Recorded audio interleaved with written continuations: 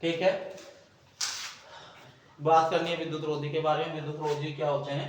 सभी कुचालक या अचालक कह दो, अचालक भी एक ही बात है, कुचालक भी एक ही बात है, ठीक है। और विद्युत रोधी भी एक ही होता है, इसे परावैद्युत पदार्थ भी कहते हैं। यानी कि तुम्हारे जो कुचालक है उसके बहुत सारे नाम हो गए। कौन कौन से? कुचालक कह दो, अचालक कह दो, विद्युत रोधी कह दो, बेड कंडक्टर कह दो, ठीक है, इंसुलेटर कह दो। ये सब क्या है? सब एक कुचालक के इनाम ही है। नाम बहुत सारे हैं और चीज वही है, ठीक है। तो अब क्या कह रहे हैं? चालक में मैंने बताया था, जो सब चालक पदार्थ होते हैं उसमें विद्युत धारा या आवेश का प्रवाह आसानी से हो जाता है, क्या कहलाते हैं? आपके चालक पदार्थ कहलाते हैं या चालक कहलाते हैं। उसके बारे में कुचालक के बारे में पढ़ा था। वे सभी पदार्थ जो जिसमें विद्युत धारा का प्रवाह नहीं होता वे क्या कहलाएंगे? आपके अचालक, कुचालक, विद्युत रोधी पदार्थ या इंसुलेटर, ये सभी आप ले सकते हो। तो अब आप कह रहे तो आप इसको पढ़ा क्यों रहे हैं? इसकी कहानी बिगड़ी संधारित्र से। संधारित्र में जब हम किसी पदार्थ को रखते हैं या फिर क्या करें, देखो जब आपको पता है कि दुनिया में जो भी कोई भी चीज है किससे मिली है? परमाणु से मिलके बनी है। परमाणु में होते हैं 3 कण, न्यूट्रॉन, प्रोटॉन और इलेक्ट्रॉन। तो जो भी परमाणु है, सपोज करो ये परमाणु है आपके, ठीक है, इसके अंदर क्या है? हालांकि ऐसे होते नहीं है, बहुत छोटे साइज के होते हैं, पर आपको समझने के लिए ऐसे बनाने पड़ेंगे, ठीक है। तो क्या होता है?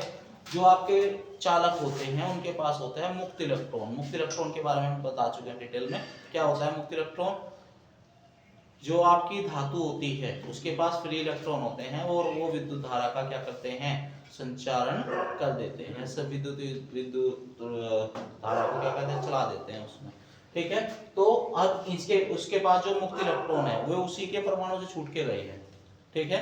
तो वे जो इलेक्ट्रॉन चला रहे हैं, जो आपकी विद्युत धारा प्रवाहित कर रहे हैं सिस्टम में, वे क्या लाएंगे? मुक्त इलेक्ट्रॉन, ठीक है। हालांकि इसके डिटेल वीडियो हमने दे रखी है पहले, ठीक है। अब क्या करेंगे? अब जो तुम्हारा बेड कंडक्टर है या विद्युत रोधी पदार्थ है उसमें मुक्त इलेक्ट्रॉन होते ही नहीं है। क्या होता है? उसके जो इलेक्ट्रॉन होते हैं उसकी कक्षा से जुड़े रहते हैं, यानी कि वो क्या रहते हैं?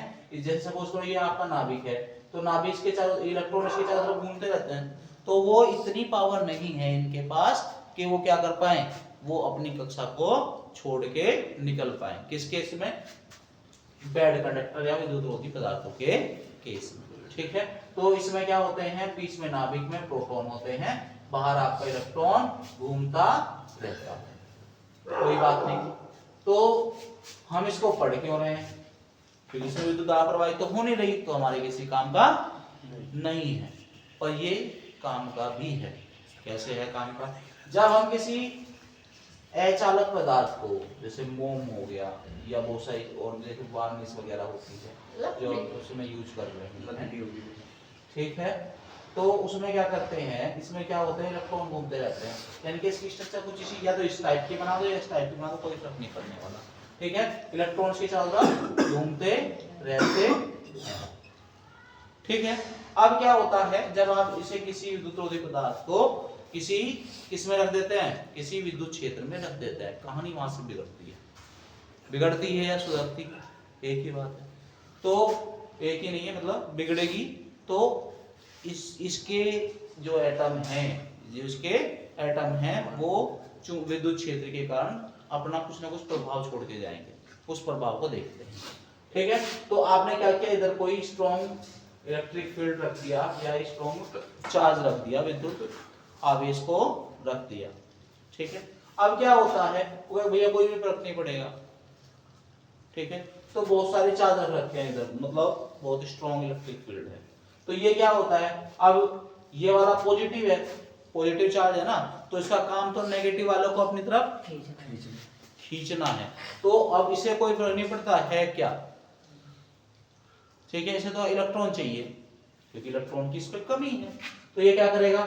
ये जो इलेक्ट्रॉन होगा ये वाला, ये बेचारा किधर चला जाएगा? इधर चला जाएगा, थोड़ा सा अपनी जगह से शिफ्ट हो जाएगा। यानी कि ऐसे बैठा हुआ था तो क्या कर लगा? ऐसे चलो भाई इधर को देखो, समझ में आ रहा है? तो ये इलेक्ट्रॉन चला गया इधर की साइड, और ये जो पॉजिटिव है, पॉजिटिव का विरोध करता है, चल भैया पर तरफ, तो क्या हो जाएगा? ये इस साइड आ जाएगा, तो इसकी ओरिएंटेशन हो जाएगी ऐसे, नेगेटिव एक तरफ आ जाएगा और पॉजिटिव एक तरफ आ जाएगा। तो ये वाला अगर इस तरीके से बनाओ तो इस तरीके से बना लो, अगर इस तरीके से करना चाहते हो तो इस तरीके से कर लो। ये इलेक्ट्रॉन किधर आ जाएंगे, इधर आ जाएंगे, और एक पॉजिटिव वाला चार्ज किधर जाएगा, इधर चल जाएगा, यानी कि इलेक्ट्रॉन इधर आ जाएंगे और प्रोटॉन इधर आ जाएंगे। सेम कंडीशन इनमें भी होती चली जाएगी। इलेक्ट्रॉन यहाँ, प्रोटॉन थोड़ा सा अपनी जगह से शिफ्ट कर जाएगा, यानी कि ये क्या हो रहा है, एक तरीके से इलेक्ट्रॉन पर कोई आवेश, इस पे कोई आवेश था नहीं, किसके ऊपर, इसके विद्युतरोधी पदार्थ के ऊपर या पराविद्युत पदार्थ के ऊपर कोई चार्ज था नहीं, फिर भी क्या हो गया, ये थोड़ा सा एक तरफ शिफ्ट कर जाएगा, शिफ्ट कर गया इधर, ये सब इधर आ गए, तो ये पहुंच गया इधर।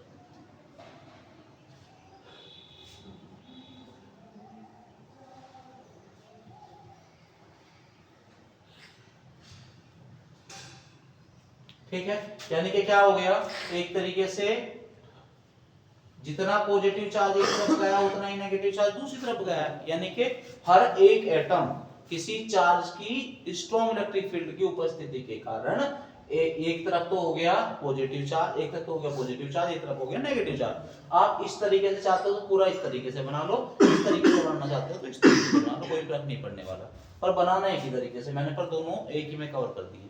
ठीक है, तो अब आप क्या हो गए, यानी कि एक तरीके से डाइपोल बन गया। डाइपोल गैस क्या होता है, एक ऐसा निकाय जिसमें यानी कि विपरीत प्रकार के आवेश, यानी कि एक पॉजिटिव होगा और एक नेगेटिव होगा, समान किंतु विपरीत प्रकार के आवेश अल्पतम दूरी पर रखे होते हैं, क्या कहते हैं उस निकाय को, विद्युत द्विध्रुव कहते हैं। यानी कि ये क्या बन गया भाई साहब, ये बन गया एक तरीके से डाइपोल बन गया। अब वो कहेगा कि भैया चलो डाइपोल, इसका हर एक एटम डाइपोल की तरह बिहेव करने लगा, तो उससे क्या होगा, तो देखो इधर सब नेगेटिव नेगेटिव नेगेटिव चार्ज हो गया, यानी कि इस वाले पृष्ठ पे negative negative negative negative negative charge हो गया।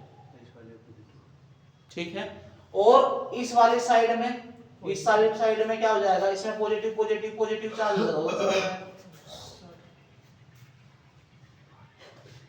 अब आप कहोगे भैया बीच का क्या, बीच वाला क्या करेगा, ये इससे बैलेंस हो जाएगा। देखो नेगेटिव देख रहे हो, ये इसके साथ क्या देगा कि भैया तेरे पास पॉजिटिव मेरे पास नेगेटिव, बना लेते हैं हम आपस में, एक तरीके से संतृप्त कर देते हैं एक दूसरे को। तो ये क्या कर दिया, इसने कंट्रोल कर दिया।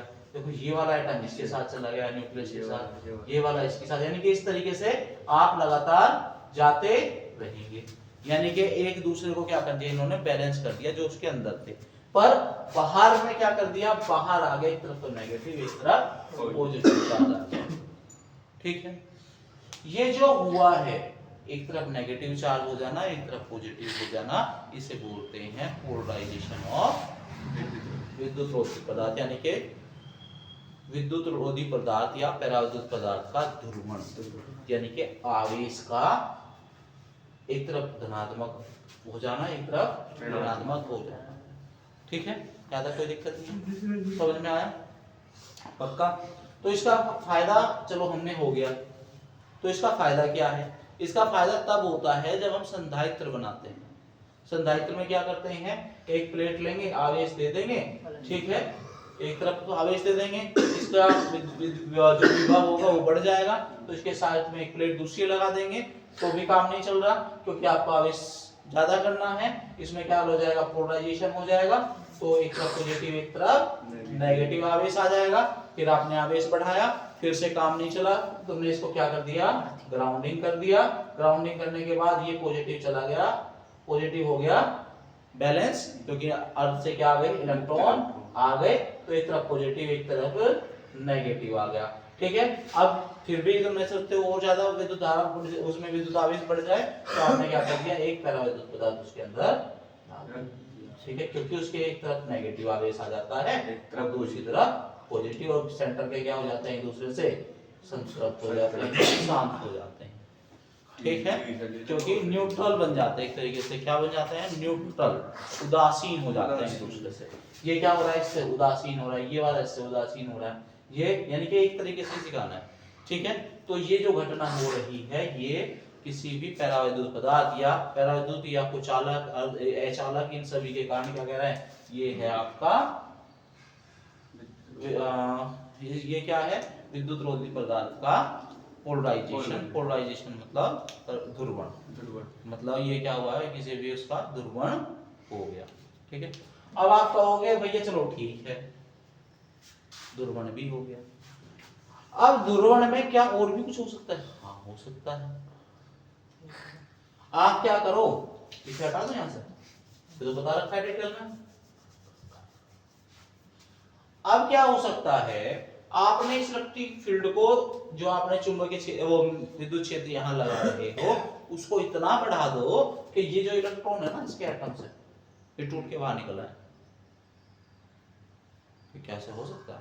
हाँ हो सकता है, क्योंकि इलेक्ट्रॉन को तो लगातार वो अपनी तरफ खींच रहा है, और जो आपका बद आवेश है, मतलब जो धनात्मक वाला आवेश है, उसे लगातार पीछे खींच रहा है, तो ये वाला इलेक्ट्रॉन निकल के बाहर आ जाएगा।